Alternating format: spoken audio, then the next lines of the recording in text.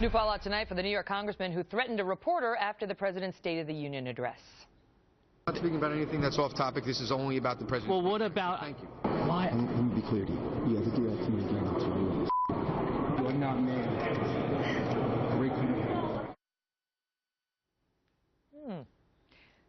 Well, now Republican Congressman Michael Grimm is saying he's sorry he lost his temper and his mother would not like it. Joining me now, Monica Crowley, Fox News contributor, Bernard Whitman, Democratic pollster, and Brooke Goldstein, director of the Lawfare Project. And so people went nuts. There was more tweeting about this than the president's address last night, and you say what?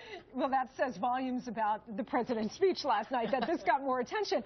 Look, anything about Staten Island, which is the constituency that Michael Grimm represents, this episode probably helps him. I wouldn't be surprised if his approval ratings went up because he pushed back against a reporter. But I think his political operative said, wait a minute, this is a big mistake. You got to go and apologize. And now apparently they're going to go out for pizza. And the reporter accepted the apology, but what do you think? You know, I don't disagree with Monica. I think it probably played well on Staten Island, but here are the facts. The conduct was most unbecoming of anybody, especially a member of Congress. And as House rules dictate, congressmen or women should always act in a manner that will reflect credibly on the House. And they always do. But they are human. Hold on. Do I think he should be referred for investigation? Absolutely not. Should he enroll himself in an anger management class?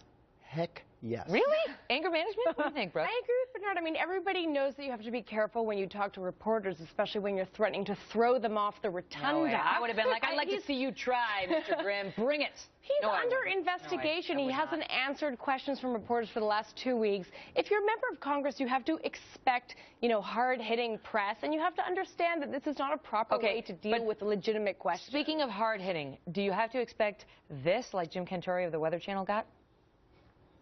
We have not gotten into the worst part of this storm yet.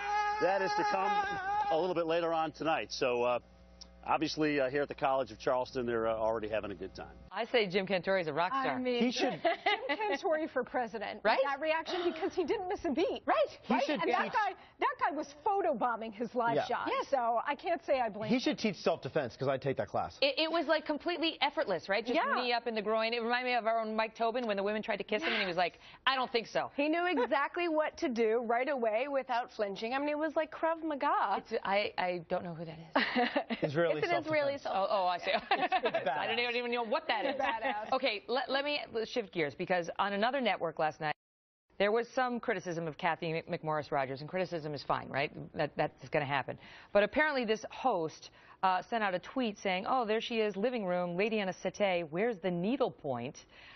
Sort of making fun of her and the way she looked. And then today said, well, she made note of the fact that she has a child with Down syndrome and went on to talk about how the Affordable Care Act will take care of children with Down syndrome. Appropriate?